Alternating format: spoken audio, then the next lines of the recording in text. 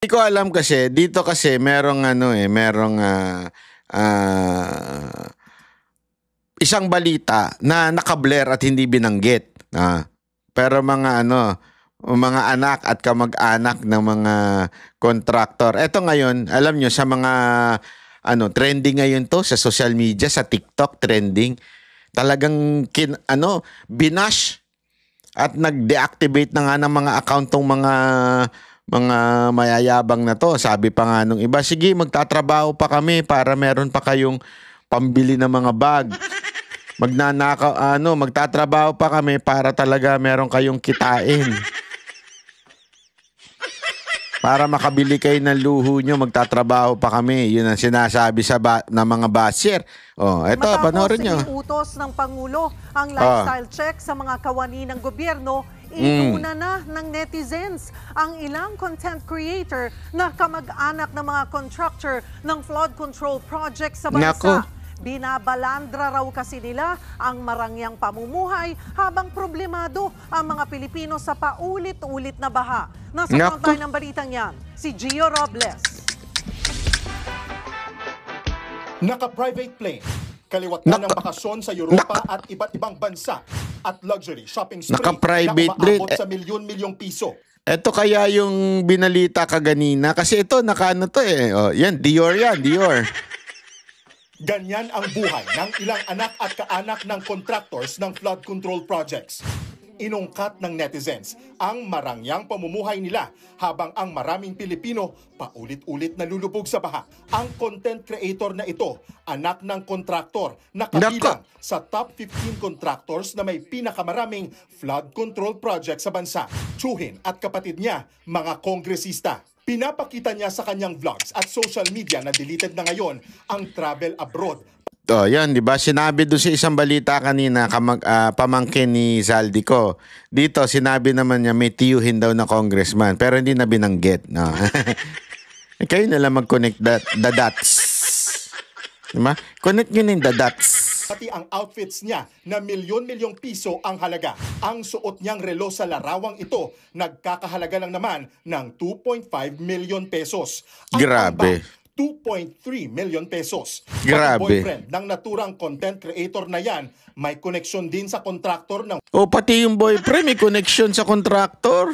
Grabe.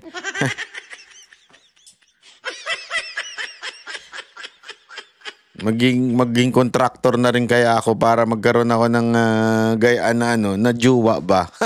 Di ba? Na makabili-bili ng mga gayan-gayan. Flood control projects. Anak siya ng isa sa mga kontraktor na may pinakamarami ring nakuhang flood control projects. Naku, anak din naman ng kontraktor, kaya naman pala, alam niyo,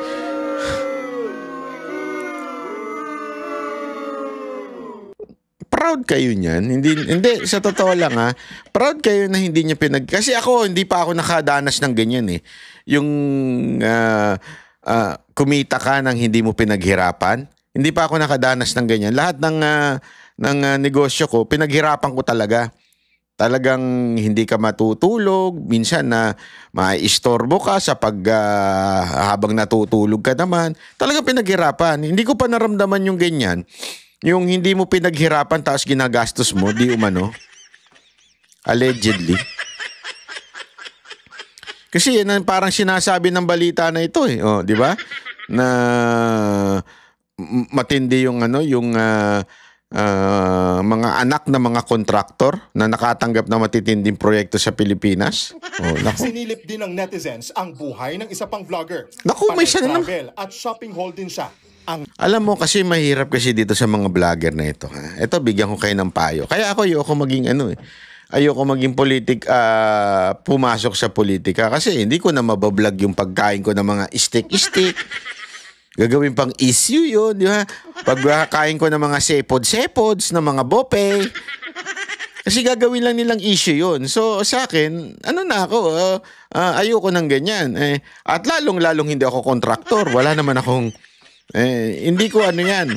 Never akong pumasok ng negosyo sa gobyerno. Never. Hindi ako nakipag-contract sa gobyerno. Wala talaga tayo. Malinis tayo. Ito yung mga sariling negosyo lang natin. No? Hindi ko maintindihan. Bakit ito mga mayahambog na ito, mga mayayabang? Ano ito? Kamag-anak ba kayo ni Torre? Hindi, nagtatanong lang ako. Gago! Kasi pag mga ganyang galawang hambog, ipopost pa sa social media, alam mo naman galawang Torre yan eh. Gago! O ngayon, di ba? Kaysa na sana, ang saya-saya nyo sa pagyayabang sa social media, nag-deactivate na kayo ng mga account. O di sinayang nyo yung mga followers nyo. Okay, mag-alala, abangan namin pag ibabalik nyo yung account nyo. Gago! Totoo. Hindi kasi bakit to? Again, kasi may kinaugnayan kayo sa gobyerno, di ba? Tatay niya, may-ari umano ng kumpanya na nasa likod ng bilyon-bilyong pisong flood control project sa Central Luzon. Habang lubog sa baha ang marami, lumulutang ang karangyaan ng kaanak ng mga kontraktor at ilang kongresista. Ang tanong ng taong bayan, tama ba ang pagparada ng yaman habang naghihirap ang sambayanan? Kinundina ng isang youth watchdog movement na Good Gov PH ang marangyang pamumuhay ng mga kaanak ng mga kontratistang ito. Nakalulungkot isipin na nakikita natin na maraming mga anak or kamag-anak. Nako, huwag kayo maniwala dyan. Mga ano yan, pag taga-UP na mga aktivista, delicates yan. Ayokong pakinggan ng bunganga mo. Dito tayo. Ano talagang mga expectations on all government officials, on all government employees, na talaga mo pong dapat we should be able to lead and live modest lives. So I think very important po yun na hindi lang ho mag-target, for example, on DPWH, but on each and every agency and on each and every political branch of government. Pero para kay ACT Teachers Party List Representative Nako, wag nang pakinggan yung mga, hindi ko maintindihan. Itong mga media na to, yung mga komunista na ang mga ini-interview ninyo, wag kayo nag-i-interview ng ganyan. Unless you are supporting and propagating yung mga ganyang klaseng ideolohiya, di ba? Ewan ko sa inyo, sabit-sabit din kayo minsan media no? Ito pa. Ito, papakita rin natin yung mga asan na yun. Ito. Ito, tama. Yun na yun. Okay. So, ayan na nga po mga kababayan. So, tablado po si Abante sa pahayag po ni Congressman Pulong. Sana si Congressman Abante, hindi pala Congressman, pangit palang tawag doon. Kay Abante, maglabas din siya ng ebidensya niya. Di ba? Si Pulong naglabas ng ebidensya. Maglabas ka rin ng ebidensya mo. Asa na yung flood control project na pinagawa nyo dyan sa Maynila? Pakita ka nga ng picture. Pakita ka nga ng accomplishment. Report ng DPWH. Si Baste, pinakita niya. Bakit niya pinakita? Importante yun kita niyo yung district engineer. Tanongin niyo. Ito picture. Ito video. Ito dokumento. Tapos, puntaan ninyo. Sige. Hamunan di ba gusto niyo ng hamunan? Sige, puntaan ninyo. Confident si Pulong Ang bilis sumagot. Itong si Abante, sige nga. Sumagot ka nga. Asa na yung sinasabi ni Yorme na mga proyekto niyo dyan sa Maynila? At bakit parang laging may swimming pool sa Maynila? Habang kayo ay natutulog sa mga magaganda ninyong bahay, sa mga magaganda ninyong sasakyan, at ang mga taga Maynila, lumulubog ang mga paa sa mga ihi ng daga. Hindi nyo ba naisip yun? Asa na yung project na yun? Sige nga. Ikaw naman maglabas, Abante. Ikaw naman maglabas ng ebidensya mo. Naglabas na si Baste. Sige, labas mo. Tingnan natin kung may mailabas ka. Mukhang wala ka atang mailalabas di ba? Mukhang wala ka mailalabas. So, wala.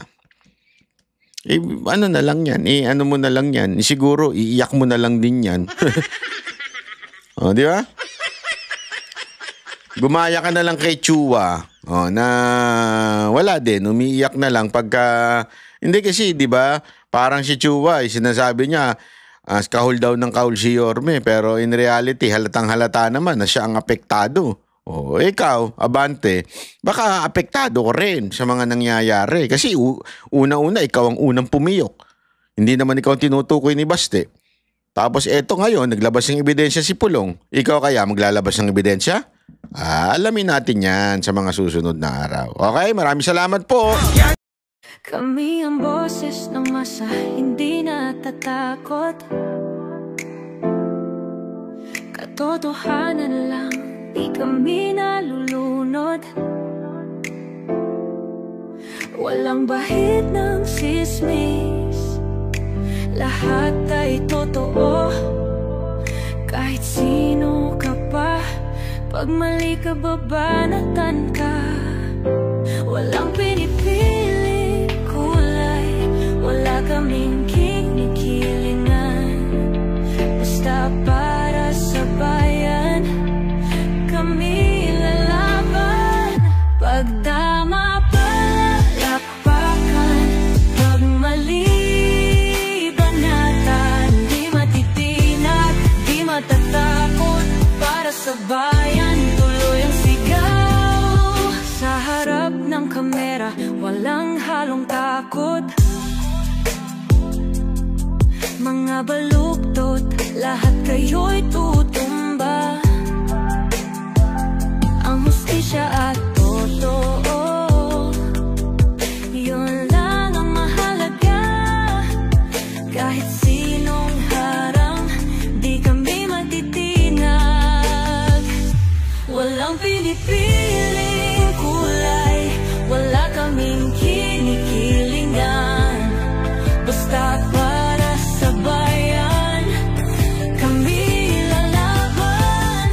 Pag tama palakpakan, pag mali banatan. Di matitinag, di matatakot, para sa bayan tuloy ang sigaw. Kung nasa tama ka, ikaw ay aming kasama. Pero pag mali ka, handa ka na bang mabasag? Banateros kami, walang inuurungan. Dahil bayan muna, bago ang sarili.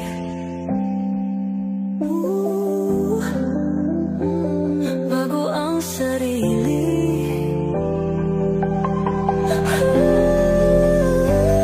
Pag tama palakpakan, pag mali banatan. Banateros ang sigaw, katotohanan ang laban.